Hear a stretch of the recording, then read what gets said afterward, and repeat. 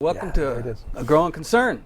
As you see, we're going to talk a little bit about the tar sands. Well, maybe you don't see, maybe you don't know what that is, but you're going to find out during this next hour what the tar sands in Canada is doing to the environment.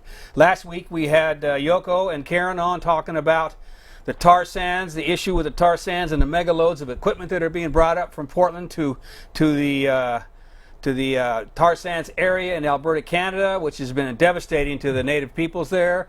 And those tar sands are going to be, the oil will be extracted, and some of it will be brought down through the Columbia River, and there's a lot of people that are against that, and that's what that program was about. This program, we're going to talk about the Keystone XL pipeline, which is supposed to pipeline that south, I believe, down to Houston, and we'll find out some details on that right now. But I have my guests on my right. I have Mike Horner and Mr. Barnett, both with the Portland, I guess, was it PDX 350? 350 PDX. Portland 350, which is a national or maybe international organization, and PDX Portland 350.org is the local affiliate of that. And there's also the local group we talked about last week, the Portland Rising Tide.org, which is an international organization as well. A lot of folks are lining up. You'd never know that there is this much dissent and resistance to what's going on there. There's people being locked down and going to jail, and there's an incredible amount of resistance to this. And it's in Obama's hands to say yes or no. And we'll talk about that, as we go through. We have a little 12-minute clip that I shot a couple days ago at a rally at TransCanada on not Martin Luther King, but the waterfront down there. That's the corporation that is doing this. So I guess I'll start with Mike since he's closest here. We'll just enter this through personal. Why are you personally involved and concerned about this issue? Well, I've been interested in this for a long time, and I think that ever since Jimmy Carter put solar panels on the White House, and Reagan took them down, right, and pointed out this issue, and really was signaling the starting point, or the starting point for the process, the transitional process that we should have been going through. We've wasted 45 years, and now it's a crisis. Now there's virtually no way to avoid at least some effects of climate change, and probably some fairly devastating stuff. So I've been involved in this because I feel like this is the responsibility of our generation to try to salvage a future for our children and our grandchildren and generations to come, because I think it's all quite at risk right now. Mm-hmm. There is really no controversy involved in this. It's pretty much 99% effectively of scientists around the world of all stripes have signed on to this as a looming disaster, and the use of fossil fuel industries, corporate power has fueled this denial in the media, but there's virtually no controversy among scientists about this. This process. With all due respect, there is controversy. It's just that those who stand to gain keep making it controversial by minimizing, denying, delaying. There's no controversy as far as the truth of what the impact of all that is on us, on this earth. And I kind of came into this actually a little bit more recently, although like you, I've been aware, more or less that there was a need to take care of the environment and so forth, but only over a period of time that I kind of kept getting more and more informed. I think the gentleman that I'm sure both of you know, Mr. McKibben, when he began to write his books and really bring it to home, and I heard him on radio one time, and the magnitude of the thing, there's two things that really blew my mind. The magnitude of the problem. People use the term global, but that's kind of an abstract word. To me, more physical is the earth. The whole earth is under duress and stress in such profound ways that, when I begin to find out more about that. And then the second thing that really just knocked me for a loop and just impelled me to begin to kind of get involved myself was, little by little, I began to find out how little we were being told about this. Even tonight,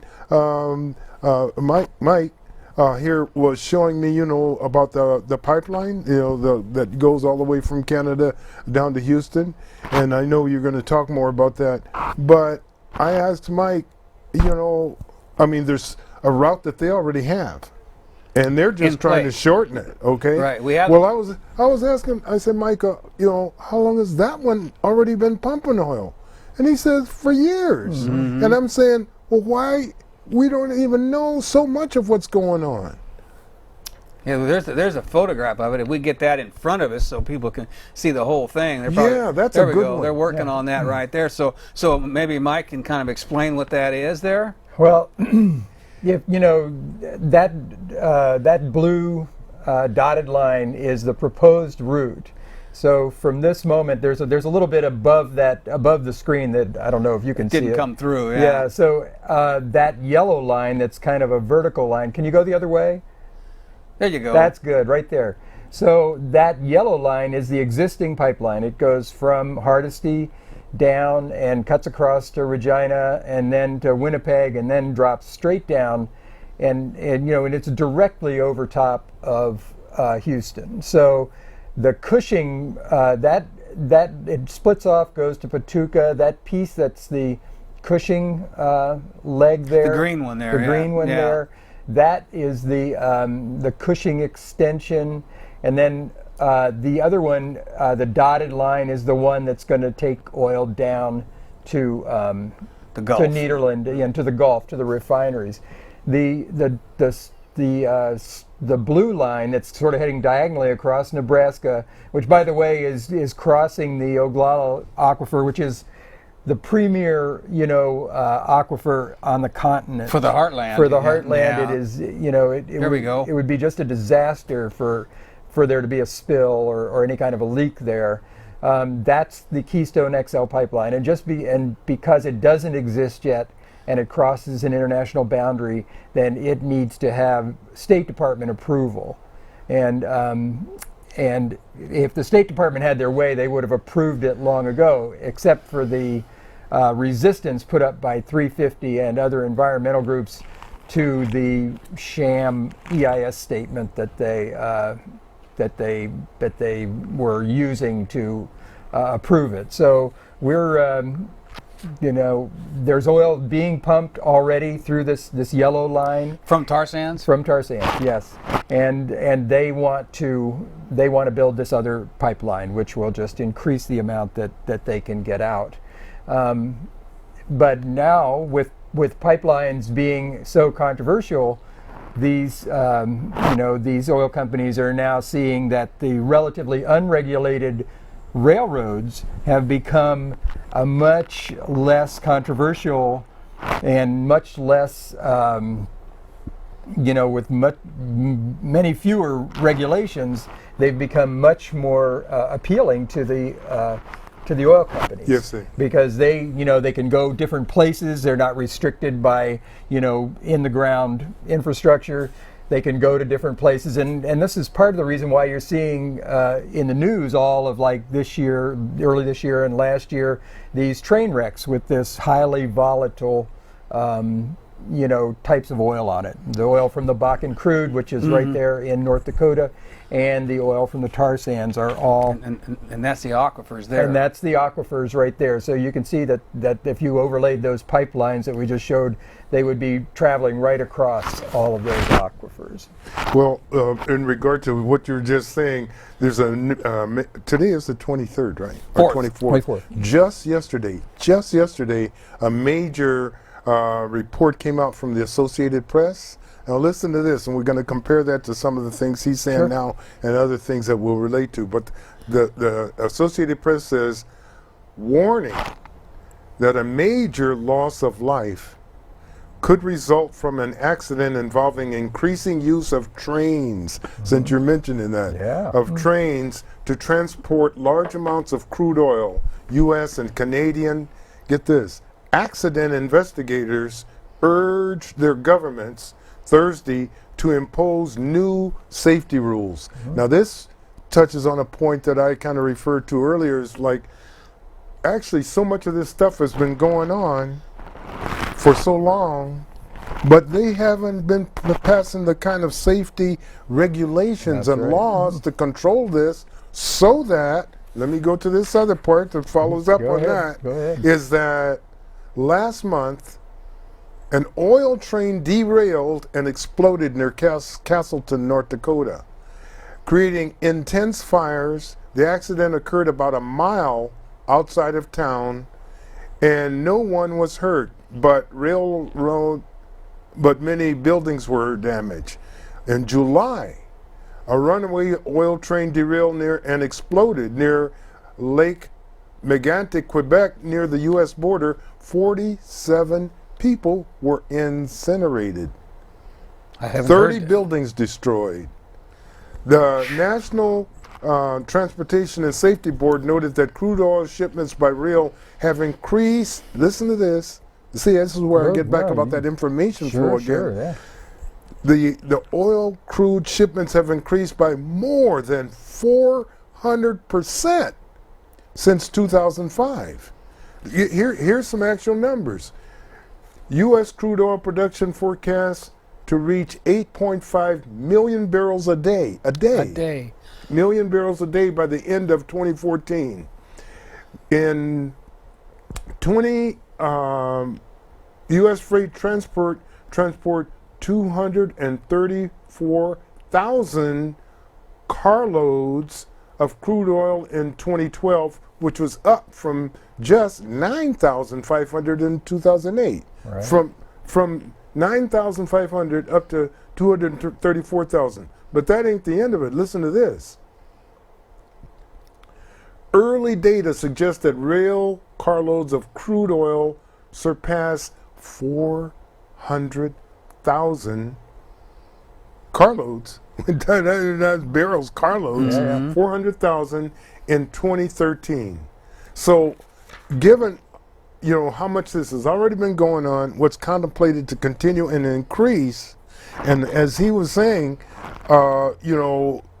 they're finding, since there's easier ways around the laws and regulations by going by rail instead of by pipe, that's part of what's increased. And yet we have cases right here on the books about major accidents that have happened recently, and that's in the context of what I started off by saying, that this report that came out yesterday is saying that U.S. and Canadian accident investigators are urging the governments to impose new safety rules. This should have been going on years ago. Well, let me say one thing about tank cars. So, since the early 90s, this particular kind of tank car, which is ubiquitous, it's all over the place. This is what most of them use. They're coming through Portland every day. Yeah, they're coming through Portland every day. But this particular one, called a DOT 111, is particularly accident prone. They're poorly made. They're thin-skinned. If they're ever struck by anything, they rupture almost.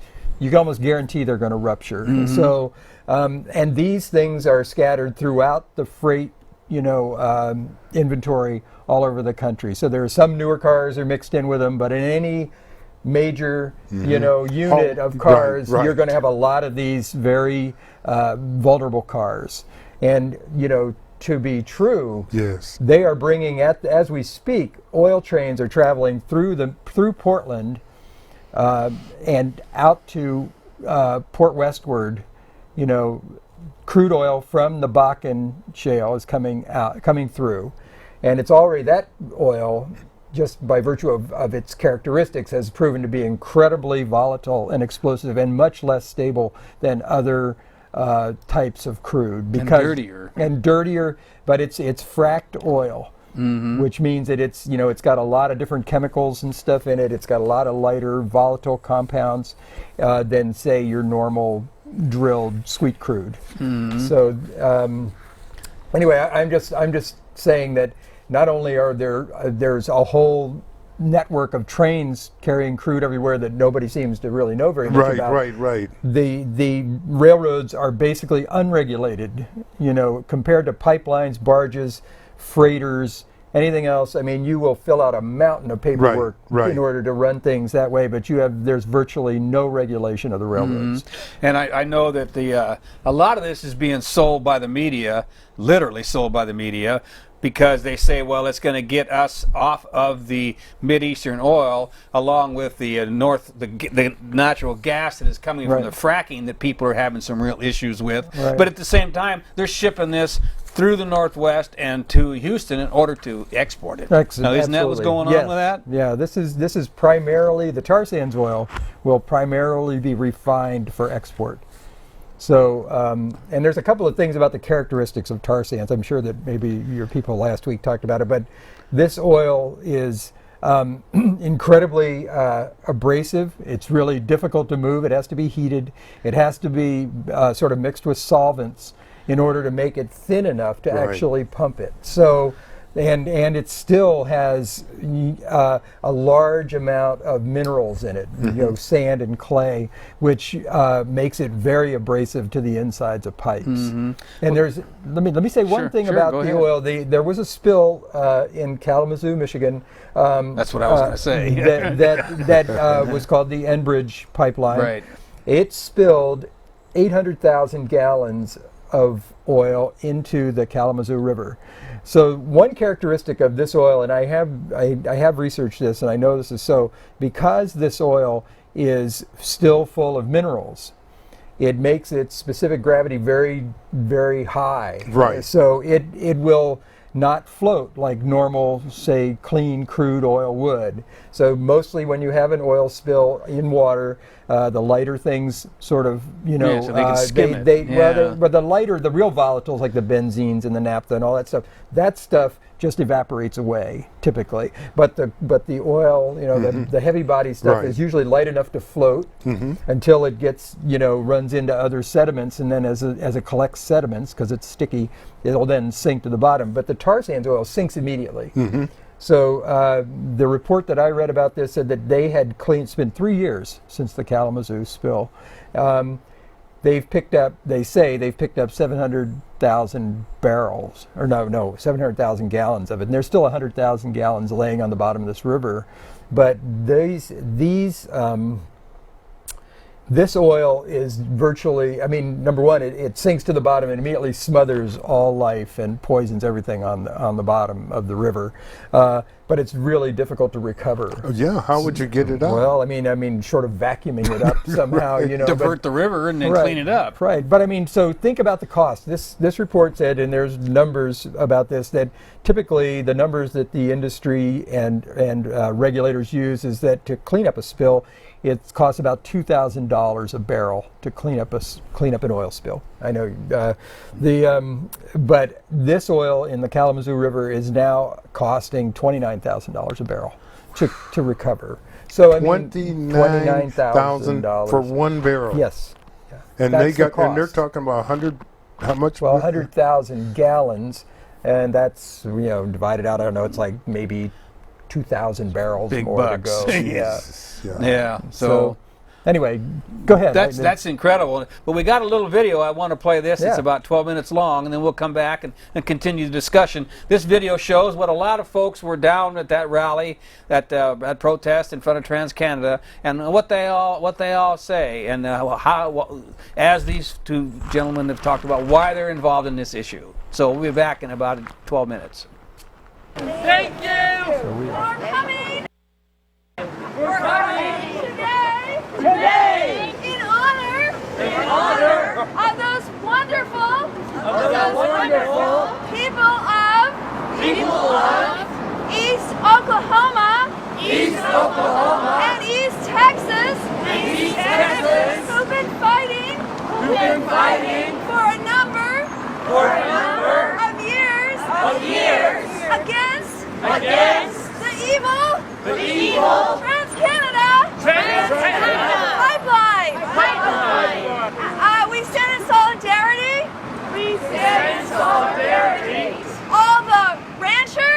All the ranchers, tribal members,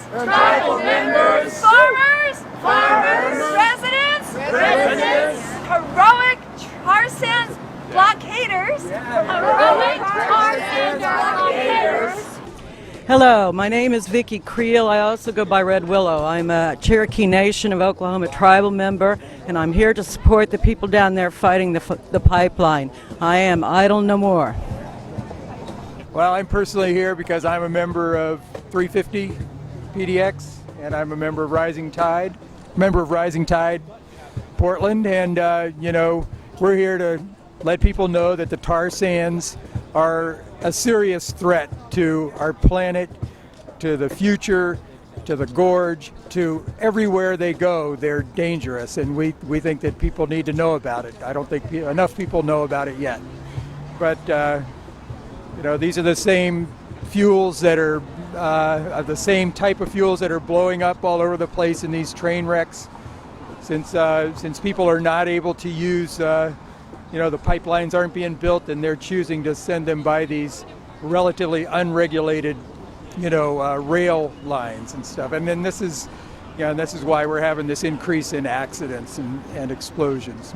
This is a personal message. The reason that my friend Ellen and I are here holding the sign is outside the Trans-Canada office in Portland, Oregon, is because the environmental consequences of both the tar sands in Alberta, the transport of those tar sands across the west and then across the ocean to China is not beneficial for the environment, for the economy, or for the social structure, and we really want it to stop now. It needs to stop now. The mining needs to stop now, and then the rest of it will follow along. 1,700 miles we fight.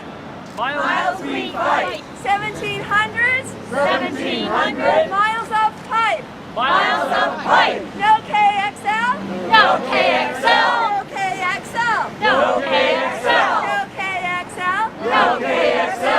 Trans-Canada. You shall not pass. Trans-Canada. You will not last. No KXL.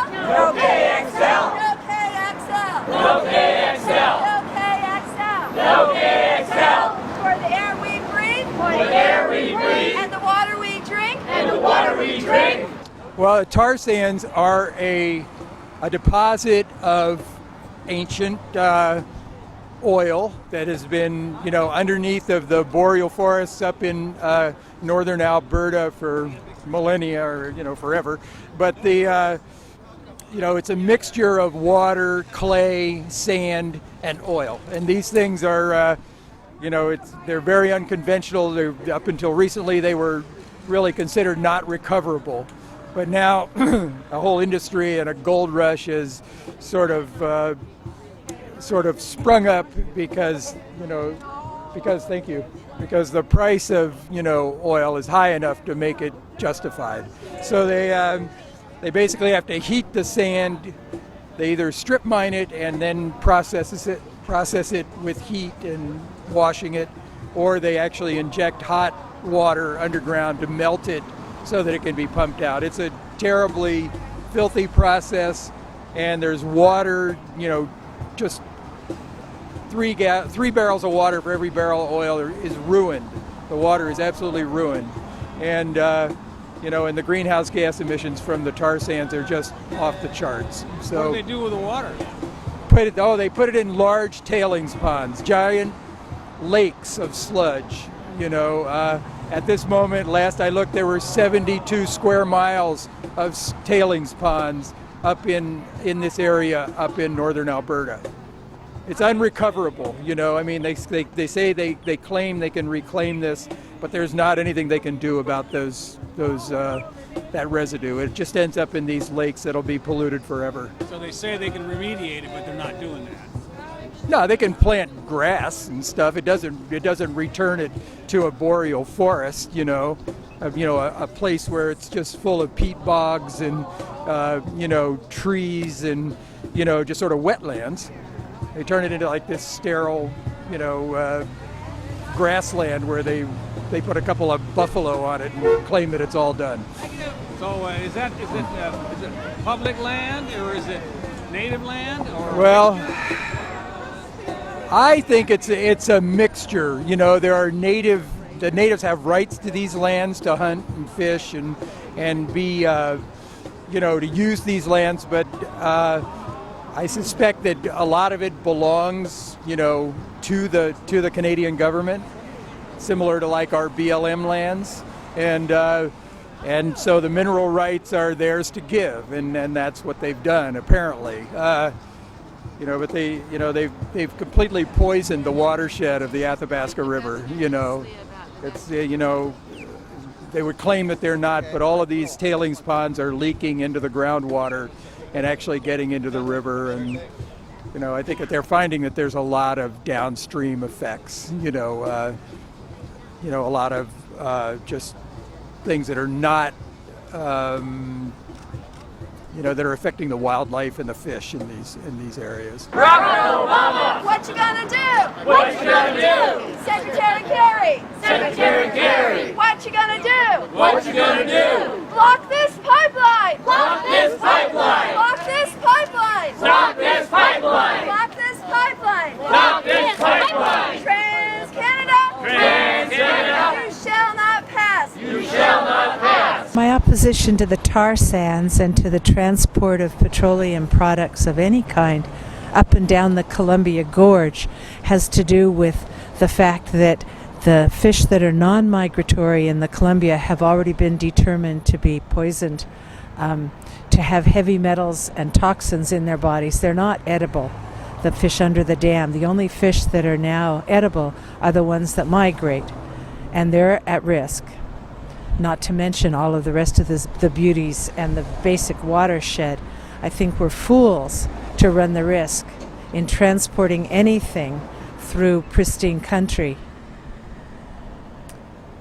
And I'm appalled. Canada's had the tar sands be a no-fly zone for a decade now, so that what's being done up there is not being publicized or made available to people.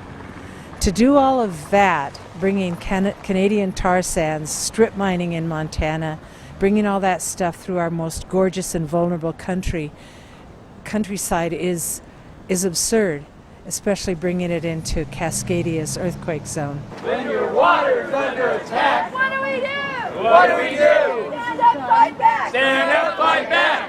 When your earth is under attack, When your earth is under attack, what do you do?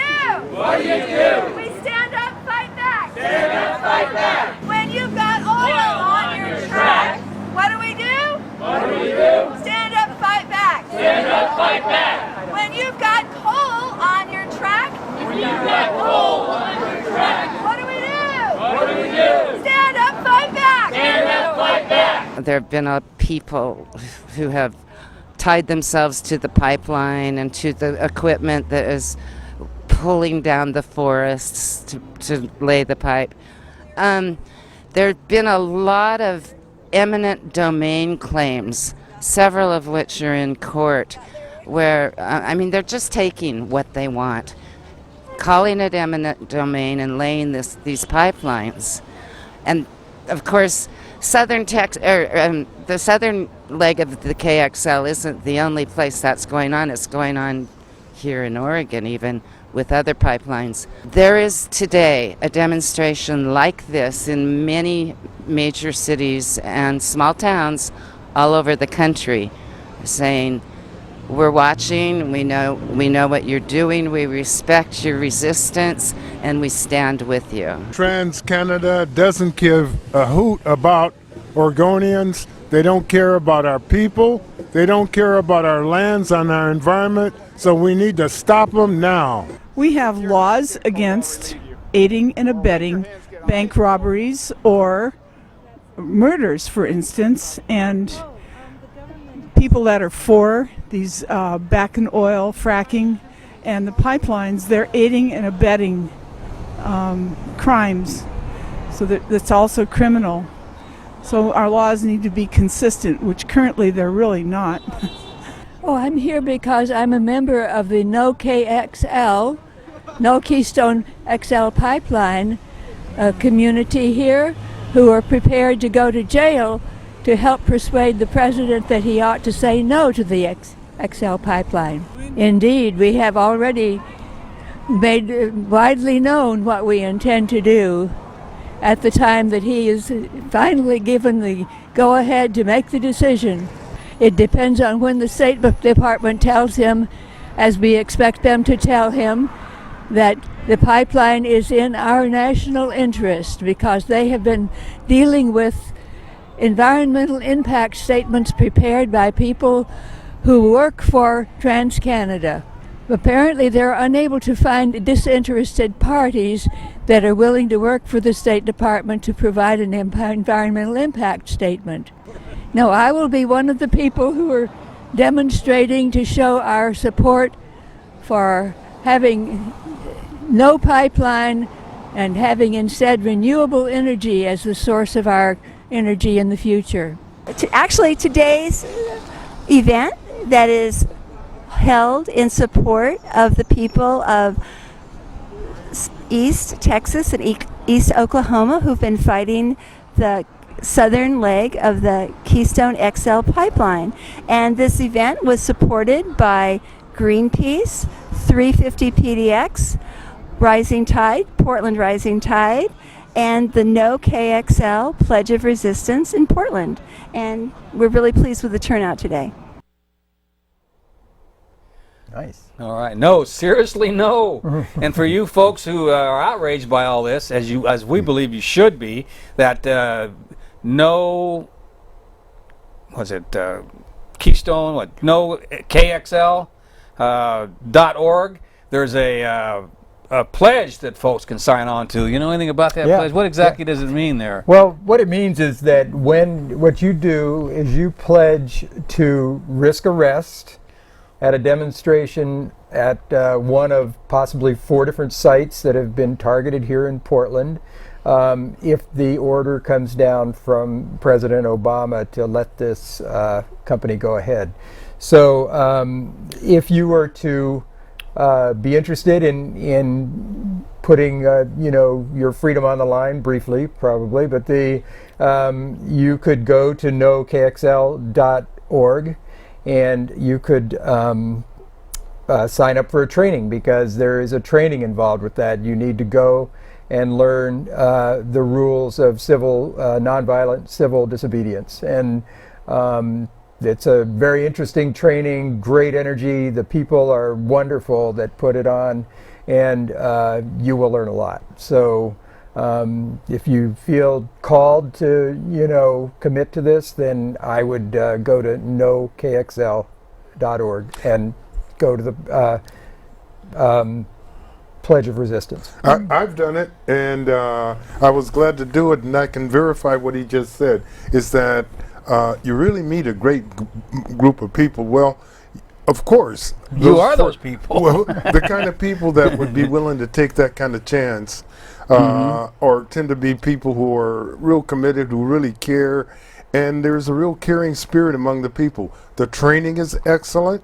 I highly recommend it, and it's something that's really needed, because even if you, just out of your own personal commitment, haven't done something like that, especially with trained people, it's really in your interest to get the training. It takes what, one day? Yeah, it's an afternoon. Afternoon, right. And so that training is really worth it, and I just encourage people who are seriously thinking about this. And again, speaking of serious, I wish there was a way to convey. Now, we've talked about some of the problems. I mean, and just a few of them. Just a few of them, and there's many, many, many more. And that's why I'd really like to speak to the urgency of all this. We're in a different ball game. We're in a different era. This is not like before as valuable as all our different animal species are, save the whale, save this, save that, we're talking about the whole world. And this is serious. This is not hyperbole. I'm not a scientist, but there are very competent people who have examined this whole thing in minute detail and can very well tell you. I go back to what you kind of started off saying, you know, like there's no controversy, which there isn't about the people who want to really tell the truth. There is no controversy about what's going on. And my personal outrage is about how little we've known about this, been going on for so long. That's part of the reason it's urgent. We're only now beginning to really get the full picture. It affects everything. You can't. I don't see how you can overstate it. You know, I think that there's a couple of issues that maybe a lot of people don't think about. I mean, people think about climate change and they think, oh, their storms are going to be worse, and they are. Yeah. Already. You know, because already, you know, I mean, as temperatures increase and then, you know, ice cap, you know, there's less ice in the Arctic than ever. There's, you know, glaciers are melting everywhere. But another thing that people don't really, one thing that sort of floored me was to realize that ocean acidification is becoming a very big problem. Up until when the atmosphere was in balance, yes, the ocean was a very big carbon sink. You know, carbon would be absorbed into the ocean by planktons and all kinds of zooplanktons, all kinds of different plants, you know, kelps, all that. But now the ocean has absorbed, is actually 30% more acidic than it was like 40 years ago. Exactly. So the problem with that is, number one, that means it's becoming more like carbonic acid. That creates huge problems for creatures that need to create shells. So if you and many very tiny creatures that are at the very bottom of the food chain are ones that need to have a shell. And so the things like the krills and the other types of plankton that need these can't form shells, and they will not live without them. So you know, once you've knocked that leg out from under the stool of the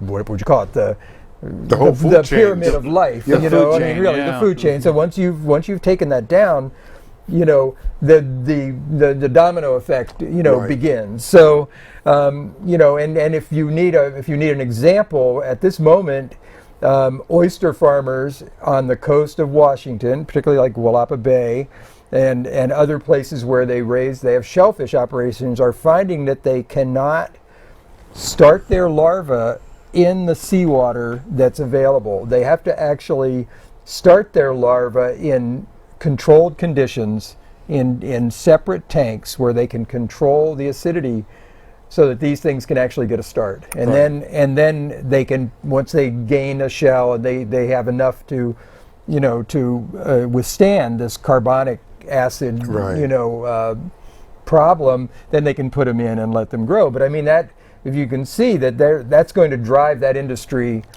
out away, because, you know, that's a whole nother layer of cost that this industry is going to face. And so, I mean, and, you know, and forget about, really, to me, just forget about industry. Just think about the, you know, the net effect on the food chain. You know, I mean, it's really basic to life on Earth, essentially. You know, and if that bottom of that food chain is wiped out, nothing else, many, you know, things will slowly just not be able to adapt to that. So, I mean, you know, we really are, we're really facing a disaster, you know, like a slow-moving disaster that's... And it comes at us, you know, so many different kind of ways. For instance, I was talking to somebody who was also talking about, you know, that we have been, over some kind of decades of periods of time, been getting less and less,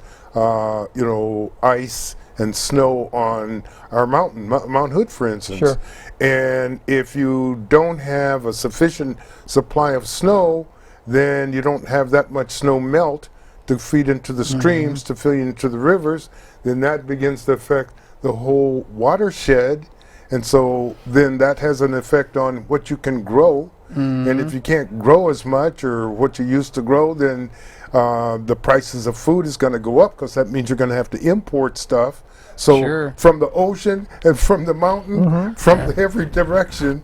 I mean, you know, that's what scares me and what makes me feel so urgent about all this. It's just not one single thing. This whole climate thing, everything is interconnected. Absolutely. And it just, I'm just appalled. I'm just appalled by the amount of things that our country has been accustomed to allowing corporations to get away with. Right. Why aren't people first rather than corporations? They talk about corporations being persons and so forth, with all the rights, and all that, but not the responsibilities. Right. Whereas we as individual citizens, human beings, we have certain rights and so forth, but we have responsibilities. And it seems like the corporations can do what they do, and then no matter what the impact is, then they are not responsible or accountable for the damage that occurs as a result of what's happening to the ocean, what's happening to the mountains, the forests, the food, the air, the water. It's time to take stock of this. I was so heartened when I was reading, a few years back about what in 2008. The country, little bitty country, South American country called Ecuador, passed a law to empower nature with the same kind of rights that we humans have. Right. And they made it a matter of law so that you cannot violate it, and that any citizen can take any corporation to court if they're devastating the land and the water and the air the way we're allowing people to do it. People ought to, it's on WikiLeaks, people ought to look up Ecuador and look up their constitution and see. The Bill of Rights for Nature. A Bill of Rights for Nature. Why don't we have a Bill of Rights for Nature? It's time. Because we have a Bill of Rights for corporations. Getting back to your point, you said there was two things. I think you talked about the carbonization. What was the second one? Would that be the desalinization? Because that is an issue. With you change the salt content of the oceans, you're in serious trouble. Right. I think that. Well, of course, I can't remember what I was going to say. Well, but I mean, desalinization. I don't know very much about desalinization. I think that desalinization is like one of those sort of futuristic strategies that some places are planning to use when fresh water, goes away, when there's not enough. But I think on a huge scale, the scale of oceans, we're not going to really be desalinating so much that it's going to affect that. I think there are other things that affect besides the acidification. The warming of the oceans has now, because the oceans are getting warmer, that's changing. I mean, the oceans are expanding because warm water expands, and that's contributing to sea level rise. And the other thing that contributes to sea level rise is when glaciers melt, when the Greenland ice sheet melts, when ice sheets that are over land and not just floating in the water, when those melt, they really add volume to the ocean. Right. So there's a great danger that we could lose the entire Greenland ice sheet at some point at the rate that we're going, and that's a gigantic amount of water. And that melting water is fresh water. It's fresh. And it's added to the oceans, and it might lower the salinity. Yes. Perhaps I used the wrong term. No, I see what you mean. Yes, that might change the salinity. There's some, I don't know. I haven't seen the real science, but there are a lot of the things that also will change as the temperature of the ocean changes. Is the current. The engines, they're the circulatory engines are run by the difference between the warm surface water and the cold deep water. Exactly. So this cycle, the circulating is what pushes the currents around. and Sure. and that's what drives the Gulf Stream. And That's it what brings drives the Japanese current. It brings the heat up from the equator up to the Yes. north, and it brings the cold water down to the south. Exactly. And if that alters, The Day After Tomorrow was a movie that it was just exaggerated that, but Right. it would really give you much colder winters. Absolutely. In the northern Europe. And that brings up the other part about the oceans in terms of their impact on the atmosphere. Right. Because as the ocean warms, then that has to do with how vicious that hurricane The that storms hit are. the Philippines. Right. Haiyan. Haiyan. Yeah, there was just Haiyan, the Philippines, Haiyan. There was a documentary about that recently. Most terrible hurricane tornado combination, I think, in recorded history. Yeah. And that has to do with that warming of the ocean. The ocean Yes. warming, it gives more strength to the That's right. tornado. That's right. And then that goes. So that's why I keep going back to this thing. Everything is connected in yeah. nature. Everything. We're just not used to looking at things that way. And I think that's an unfortunate aspect of Anglo-Saxon, Judeo-Christian, Western philosophical perspective of seeing divisions rather than unity. Disconnect. It's seeing disconnecting things and saying, we're here to dominate the land. Right. The land is there. It should be property, rather than the land is a part of us, and we're part of the land, and we're part of everything that exists on it, and everything that exists needs to exist, and it needs to exist in harmony, in unity, in balance. Well said. Well, that's the way I see it. Well, the Eastern philosophies talk about that. That's the difference, right? And the Western philosophies are use the word domination, Right. and the Bible gives us supposedly carte blanche to dominate, but it doesn't talk about the responsibilities that go along with that privilege. Right. That is it's a terrible situation where I was thinking a while ago that if we took the time to teach people that connection, make that more important to have a connection with each other and with the earth, Right. than we do to make a living Right. and a career. Right. At least keep them on the same level. Right. It would be a big difference. If our media, I hold our media more responsible for this than anything, because if the media was covering these issues and giving people the facts, it'd be a different world. It'd be a different world. But we all know that the media is driven by corporate power. So, unless you're talking about independent media, like KBOO or Public any access. of the public access things, things that don't have an axe to grind or don't have an agenda of profit. So I think that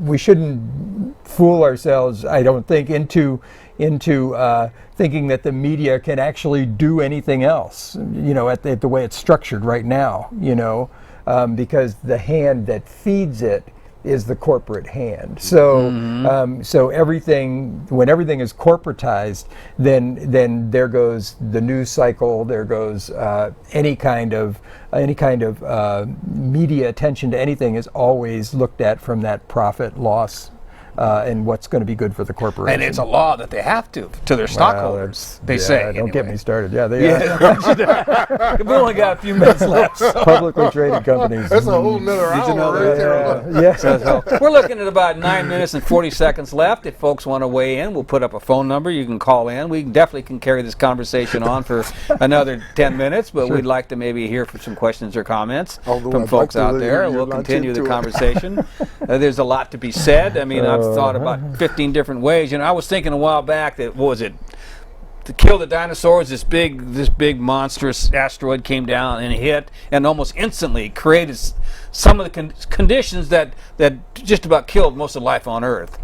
Now, if that was going to happen, people would probably talk about it. But since something like this is happening and it's slow and there's profit involved and all that, nothing's being done. But it's just as definite what's happening. Whether we're going to lose with the asteroid, the global winter because of the dust in the air, and the foods all the plants were dying. All that's going to happen with this is just going to be incremental, and nothing's going to be done about it. Can I add another level of just? No, we don't need another Oh, level. God. Let's go ahead there. Well, you know, there's another part to this. You know, people talk about greenhouse gases, and the greenhouse gas that gets the most attention is CO2. Yes. Right. And that's something that is directly related to fossil fuel burning.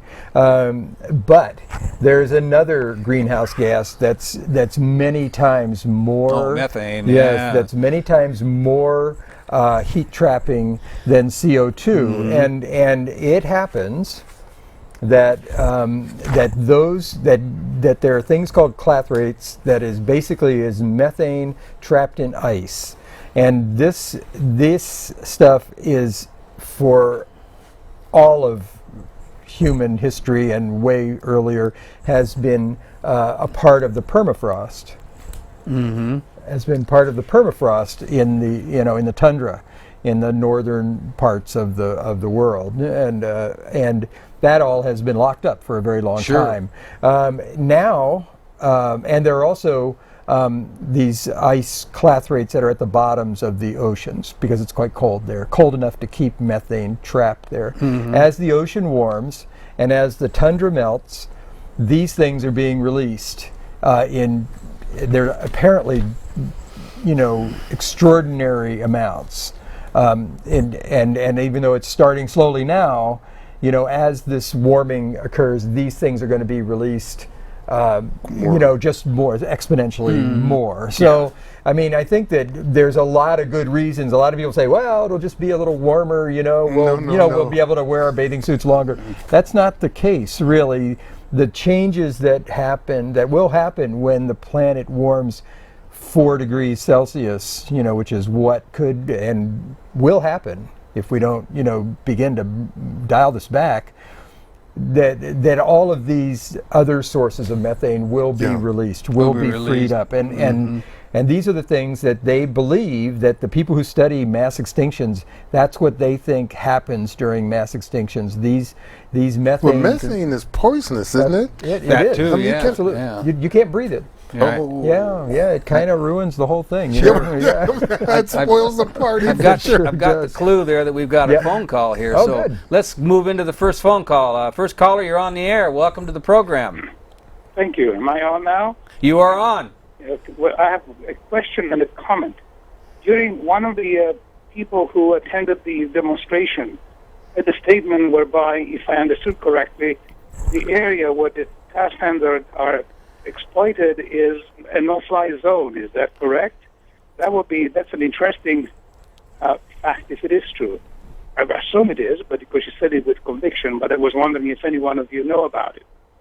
And the second comment is the gentleman there on my left, on your right, said, rightly so, that the Judeo-Christian biblical tradition is what has driven our mode of thought and way of life today. That may be true, but it's not true in general in the sense that Greek thought, which anticipated or rather contemporary with the biblical thought, is not in the same line of thinking. In other words, there is more concern about nature and the equality of individuals towards nature and the power of the gods and everything else, which is not part of the biblical tradition. So I will go. Thank you. And if you can answer the question, thank you. And good show as usual. Thank All you. right. Bye-bye. Thank you for your comments. No-fly zone, I wouldn't be surprised. Are you familiar with? I would say that I've seen a lot of aerial photography on a website called the PembinaInstitute.org, and this, if you would care to go there, there's a lot of aerial photos. I don't believe that. I don't know that it's a no-fly zone. I don't know that for sure. I know that if you want to see, aerial views of just the devastation and the process of stripping this land and mining it, then you could go to this Pembina Institute website. The other thing about the I'm losing it here. I think that you can still get. I don't think that they've blocked the tar sands from Google Earth. If you would like to do that and you have the capability of doing that on your computer, I think you can get a serious overview of the tar sands from Google Earth. Probably more than you want. More than you want. You will get a, the thing about the tar sands is that they're relatively small now, but as this thing is developed, it's projected to just inundate and destroy an area the size of Florida. So when you think about that, and basically what would be left behind are these sludge and tailings ponds, for the foreseeable future. Anyway, it's just going to be a poisoned and ruined landscape if we allow it to go that far. Which, at the moment, prior to that, as I understand it, is some pretty verdant, green, healthy, and the way that they get to it and the way it expands from what it is now is they cut down the trees and scrape the earth off, which ends up in the tailings. And I mean, so they just, is a piece of land the size you're talking about, like of Florida, it would be just like if you took a bulldozer and scraped all of Florida off. It's incredible. That's why I keep getting about how urgent this thing is. I mean, we can't let them keep getting away with it. Well, I invite the viewers to go to Google and hit images and just type in tar sands, and you'll see some images that are just like this one behind us there. There's one that shows the green that we're talking about, the beauty, and right next to it's what it's going to look like afterwards. And it's like you say, it's just been scraped. And we got to remember, going along with what you were saying, it's all connected. It isn't just that area is going to be destroyed. The rivers that run through it and run past out of it are going to bring their poison. It's going to disrupt all the biodiversity. I mean, you can go on and on about the consequences. Now, after they finished dialing in, plugging in a computer to that website you're talking about, right after they do that, then they need to go in their computer and type in 350 PDX, 350pdx.org, so that they can join us. We need help. We need help. But in order that we don't end on too pessimistic a note, it really is important for people to have a sense that you and me and us and the 350 PDX are not alone. We got about a minute here. There was 350.org had an organization climate change meeting to tally up how many people were involved. 530,000 people have been involved with 350.org. So there's a lot of us there. We need a lot more, and we're really encouraging people to, take this thing seriously. It is serious. It's urgent, and there are other environmental groups that are concerned about Vine Plain. This isn't the only one. So if there's some other things that you're concerned about, Sierra Club, and what's Rising Tide. We're down to about 20 seconds here. So take it serious. Act like the planet depends upon it. How about that? So I want to thank the guests. Did a great job bringing this, and we kind of just scratched the surface here. Want to thank the crew. They've done a great job, doing what they're doing in there, making us look good. We'll be back next week. Thanks for tuning in.